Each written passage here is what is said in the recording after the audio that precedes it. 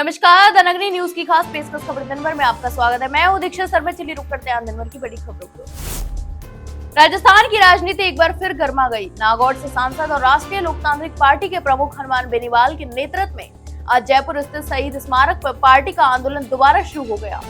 यह आंदोलन एसआई भर्ती को रद्द करवाने की मांग को लेकर किया जा रहा है। बेनीवाल ने एक्स पर एक पोस्ट करते हुए आंदोलन की पुनः शुरुआत की घोषणा की और प्रदेश के युवाओं से इसमें भाग लेने की अपील भी की।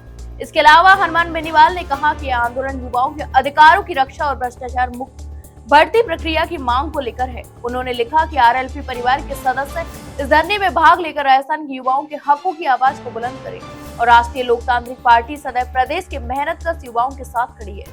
गौरतलब है कि यह आंदोलन आरएलपी के द्वारा पहली बार 26 अप्रैल 2025 को शुरू किया गया था, लेकिन 8 मई को हनुमान बेनीवाल ने इसे अस्थायी रूप से स्थगित करने की घोषणा भी कर दी।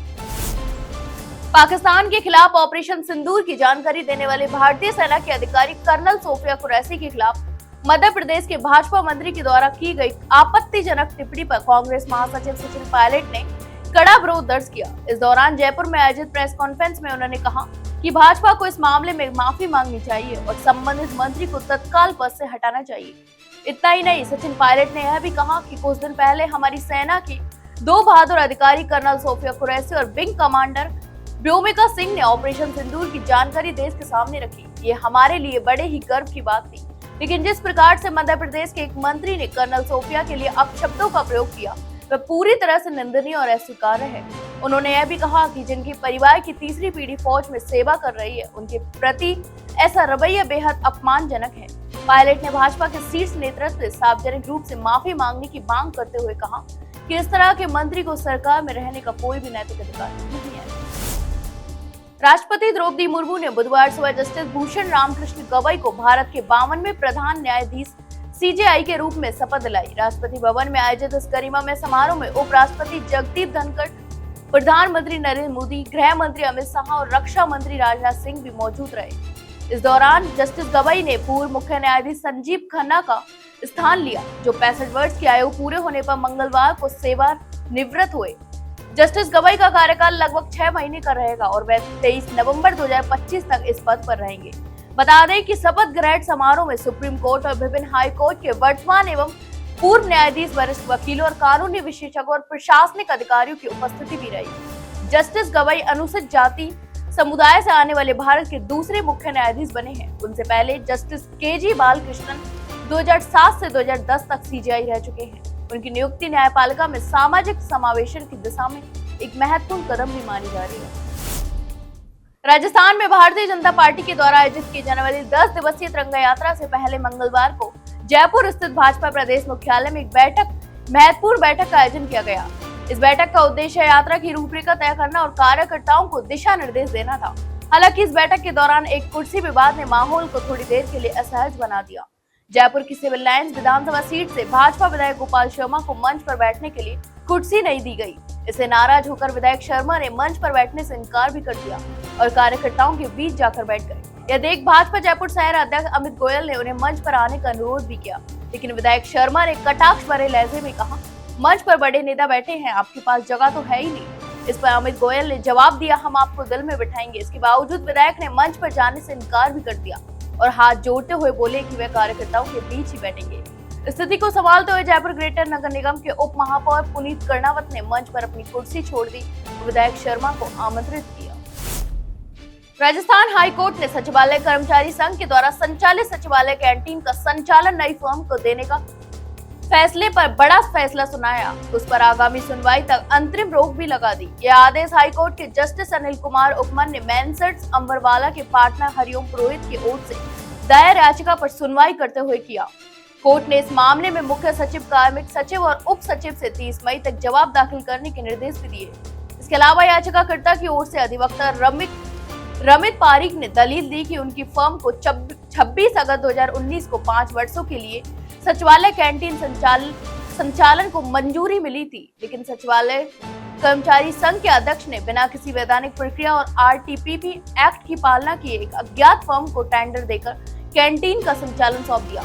याचिका में यह भी कहा गया कि नई फर्म को टेंडर देने से पहले किसी प्रकार की टेंडरिंग प्रक्रिया नहीं अपनाई गई, जो कि मुख्य सचिव की अध्यक्षता में हुई बैठक में अनिवार्य बताई गई थी। इसके अलावा 23 अप्रैल को याचिकाकर्ता को 5 दिन में कैंटीन खाली करने का नोटिस भी दिया गया और 28 अप्रैल को कैंटीन का ताला तोड़कर सामान भी बाहर फेंक दिया गया। राजस्थान की राजधानी जयपुर में स्थित सवाई मानसिंह स्टेडियम और अस्पताल को एक बार फिर बम से उड़ाने की धमकी मिली है। यह 7 दिन में चौथी बार है जब ऐसा ईमेल भेजा गया, जिससे सुरक्षा एजेंसियों में हड़कंप भी मच गया। बुधवार सुबह 8 बजे राजस्थान स्टेट स्पोर्ट्स काउंसिल को यह धमकी भरा ईमेल मिला, जिसमें लिखा था कि पाकिस्तान से पंगा मत लो और हमारे पास पूरे भारत में वफादार पाकिस्तानी स्लीपर सेल है। ऑपरेशन सिंदूर के लिए तुम्हारा अस्पताल उड़ा दिया जाएगा। यह मेल दिविज प्रभाकर लक्ष्मी नाम की जीमेल आईडी से भेजा गया। पिछले धमकी भरे ईमेल्स में ऑपरेशन सिंदूर बलात्कारियों को सजा और आतंकी धमकियों जैसे संदर्भ दिए गए थे। तीसरे ईमेल में तो एक मोबाइल नंबर भी लिखा गया, जिसके आधार पर जयपुर पुलिस साइबर सेल जांच भी कर रही है। लेकिन उससे पहले ही चौथा धमकी भरा ईमेल आ गया। ईमेल मिलते ही बॉम्ब स्क्वाड पुलिस और अन्य सुरक्षा बलों को तुरंत मौके के लिए रवाना कर दिया। इसके अलावा स्टेडियम को खाली भी कराया गया और तलाशी अभियान भी चलाया जा रहा है। राजस्थान में एक बार फिर मौसम में बदलाव देखने को मिल रहा है। मौसम विभाग के अनुसार बीकानेर, जयपुर, भरतपुर, उदयपुर और कोटा संभाग के कुछ हिस्सों में आज मेघ गर्जन के साथ आंधी चलने और हल्की बारिश होने की संभावना भी जताई जा रही है। इससे प्रदेश के कुछ क्षेत्रों में लोगों को गर्मी से थोड़ी राहत भी मिल सकती है। तो वहीं बीकानेर में सर्वाधिक तापमान दर्ज किया गया है, जहां पारा 43.0 डिग्री सेल्सियस तक पहुंच गया। मौसम विभागों के अनुसार आने वाले दिनों में जोधपुर और बीकानेर संभाग के सीमावर्ती इलाकों में तेज सतही धूल भरी हवाएं भी चल सकती है और साथ ही तापमान में 2 से 3 डिग्री सेल्सियस तक की भी बढ़ोतरी संभव है। विशेष रूप से बीकानेर और श्रीगंगानगर जिलों में 15 से 17 मई के बीच तापमान में 44 से 45 डिग्री तक पहुंच सकता है और हीट वेव का एक नया दौर भी शुरू होने की आशंका जताई जा रही है। ऐसे में इन क्षेत्रों में लोगों को सतर्क रहने और गर्मी से बचाव के उपाय करने की सलाह दी गई है। अजमेर के रामगंज थाना क्षेत्र स्थित संत कंवर राम स्कूल के पास एक कूलर गोदाम में भीषण आग लग गई, जिससे इलाके में हड़कंप मच गया। आग इतनी भयानक थी कि धुएं के गुबार दूर दूर तक देखे जा सकते हैं। जानकारी के अनुसार शॉर्ट सर्किट की आग लगने का संभावित कारण माना जा रहा है। हालांकि आधिकारिक पुष्टि अभी बाकी है। इस घटना की सूचना मिलते ही रामगंज थाना पुलिस और दमकल विभाग की टीम मौके पर पहुंची। इसके साथ ही अतिरिक्त जिला कलेक्टर गजेंद्र सिंह राठौड़ और रामगंज थाना प्रभारी रवि समारिया और क्लॉक टावर थाना पुलिस भी घटना स्थल पर पहुंची।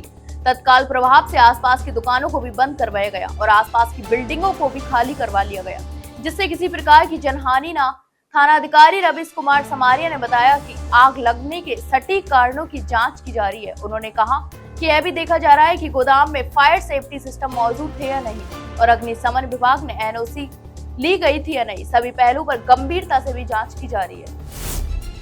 राजस्थान के 12 जिले में बुधवार सुबह उस समय हड़कंप मच गया जब जिला कलेक्टर के अधिकारी की मेल आईडी पर एक धमकी भरा मेल प्राप्त हुआ।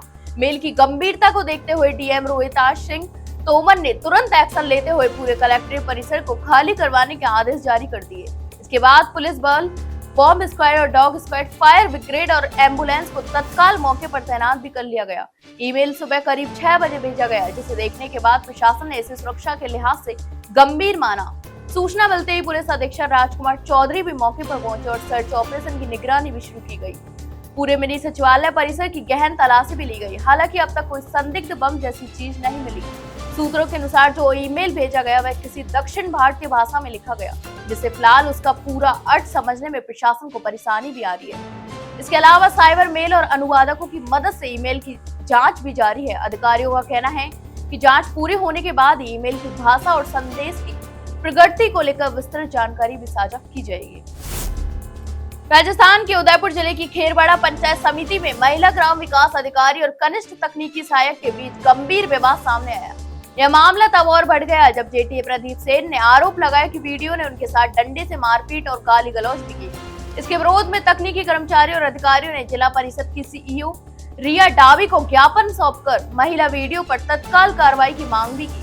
यही नहीं, जेटीए प्रदीप सेन ने बताया कि कुछ समय पहले महिला वीडियो ने उनके खिलाफ खेरवाड़ा थाने और डीएसपी को शिकायत दर्ज कराई थी, जिसके आधार पर दोनों कार्मिकों को एपीओ कर दिया गया। इस जांच के दौरान वीडियो के आरोप गलत पाए गए और पुलिस ने जेटीए सेन को क्लीन चिट दे दी। इसके बाद 6 मई को जिला परिषद के द्वारा सेन को पुनः खेरवाड़ा में सेवा देने का भी आदेश जारी किया गया। तो ये थी दिन भर की तमाम बड़ी खबरें। कल फिर आपके साथ उबर होंगे, तब तक के लिए नमस्कार।